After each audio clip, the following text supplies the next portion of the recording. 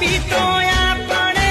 બંને મારી જાન કહેવા જેવું કઈ નથી તને મારી જાન પણ ફરક ખાલી એકલો રહ્યો